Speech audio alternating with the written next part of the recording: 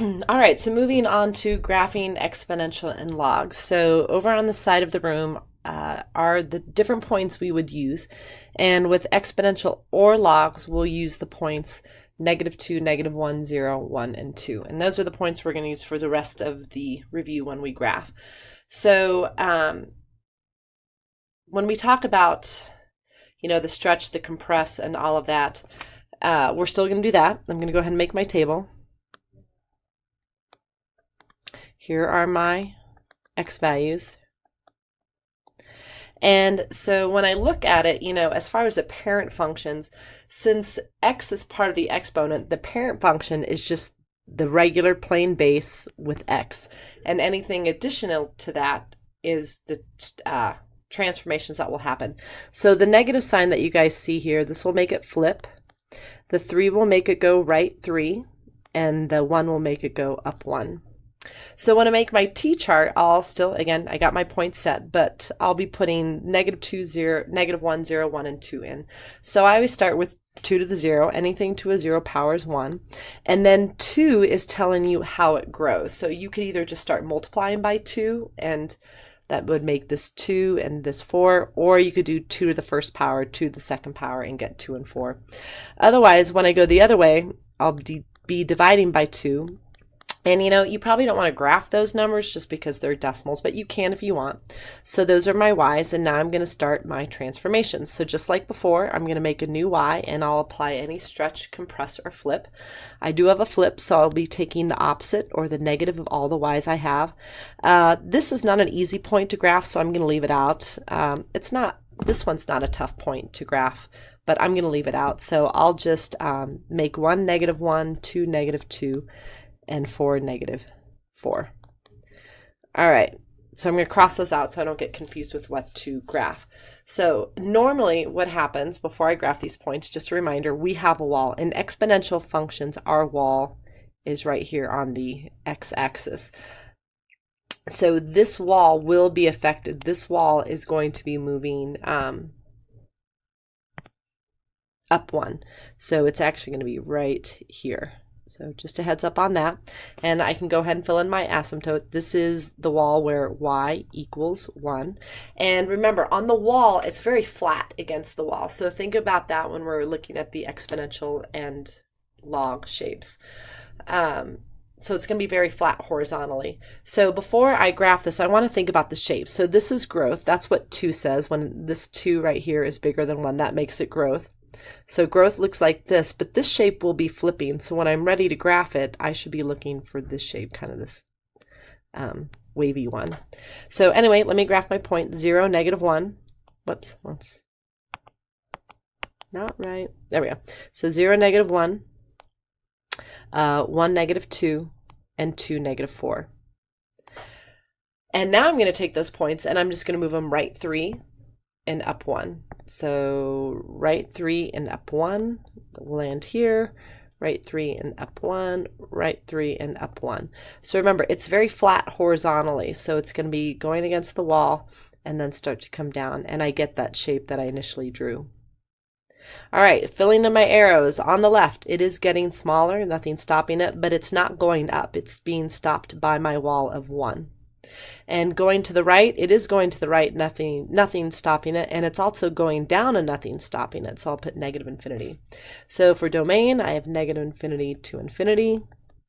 My range, I have -infinity, but it's stopped at 1, parentheses, and my y-intercept. So the y-intercept is where it hits the y-axis, and right now it's somewhere in between 0 and 1, but I want to know exactly what that is. So in y-intercepts, y's are values and x's are 0. So what I'm going to do is just take the original problem and put 0 in for x. So I'm going to make x become 0. So I'll just do that right over here. So to get y, my y-intercept, you can think of this as a -1 in front, and I'm going to put 0 in for x, so 0 minus 3 is -3, and adding 1. So the first thing I do is my exponent. Remember, a negative exponent just makes that a fraction. So 2 to the third power is 8. And now it'll be 1 over 8. And then I'll take that 1/8 times this -1, and I get -1/8. adding to 1, but 1 as a fraction, you know, is just 8 over 8, because when I need fractions or add fractions, I need a common denominator. So when I add them up, I get 7/8. So not quite 1, but very close to 1. And that matches up with what's happening up here in my graph. So my y-intercept is x is 0 and y is 7/8.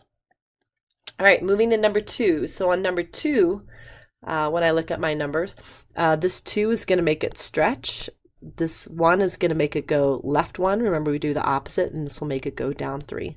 So I'm going to make my t-chart, use my points.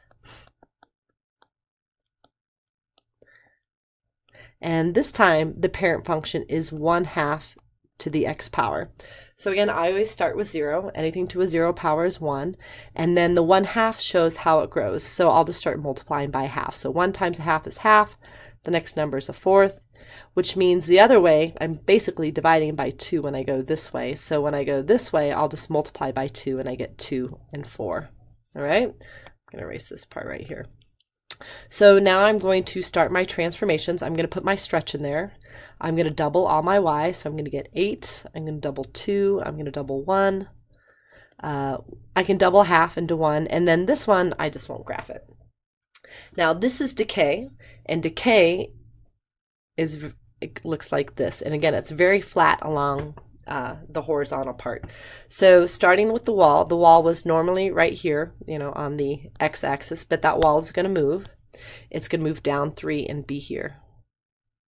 So when I go to my asymptote, my wall is at y equals -3. I'm going to cross out the old y's, and I'm going to graph my points. So let's see, -2, 8, -1, 4, 0, 2, 1, 1, and then that's it. So now those points are going to go left 1 and down 3. So don't connect those. Still move them left 1, down 3, and left 1, down 3. Each one left 1, down 3. And then here you go. All right, so my arrows, this is going to the left, it's not being stopped, and it's going up, it's not being stopped. For the other arrow, it's going to the right, it's not being stopped, so that's infinity. But when it goes down, it's being stopped by my wall of -3. So my domain is -infinity to infinity. My range is -3 to infinity. I already got the wall and the x-intercept. So where is this intercepting the x-axis? So again, I don't know quite for certain. I think it's somewhere around -1, you know, maybe in between -1 and -2. So I'm going to find out for certain. So x-intercepts are when y is 0. So I'm just going to, over here, put 0 in for y in my original equation.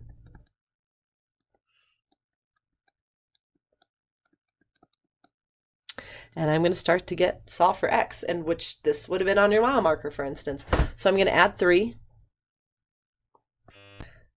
All right, so I'm going to add 3. That puts 3 on this side. And now to get x alone, I'm going to divide by 2. So that turns 3 into 1.5. And now I'm not going to divide by half. Again, half is part of the base, and x is in the exponent. So to get to that x, I got to get rid of an exponent. So I'm going to be turning this into a log. So I'm going to do log of a half of 1.5 equals x plus 1. I'm going to press the math button on my calculator and scroll up and type in, so you can't see this right now, but I'm doing log with a little 0.5 and then a 1.5. And again, this is just a number. I'm just figuring out what that number is. And it's about -0.585 when I round it. And now to get x by itself, I'm just going to move the 1. I'm going to subtract 1. And when I do that, I get my x to be -1.585. So if you guys look, that is, you know, showing up. This is about here, somewhere in between -1 and 2. So now for my x-intercept, I can write it down. Just waiting for this to catch up. And it is -1.585 with 0. So those were a bit of a challenge. All right, moving on to 3 and 4. So in 3 and 4, we are graphing log functions. And since we're not familiar with log functions, what we're going to first do is look at its counterpart, an exponent. And remember, since they're inverses, when I get the x and y's for my exponent, I can switch them around, and then they become the x and y's for my logs. But first, let's talk about the changes. This negative is going to make it flip. This is in the house. It's going to go right 1, and it's going to go up 2. So another big difference is the wall. In a log function, like the letter L, the wall goes up and down like this. So it's going to be very flat vertically. But this wall, I can go ahead and move this over right 1. Whoops, I don't want to use a highlighter. And my wall is going to be right here. And that will give me an asymptote of x equals 1. Anyway, so how will I make my function? When we did this, we said the exponent version is just this part here. It's just 2 to the x.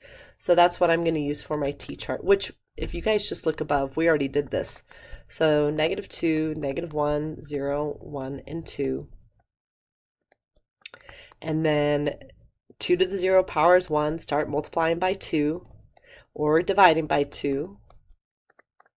And these are the points for the exponent function. The log points, didn't mean to do that, are just going to switch these around.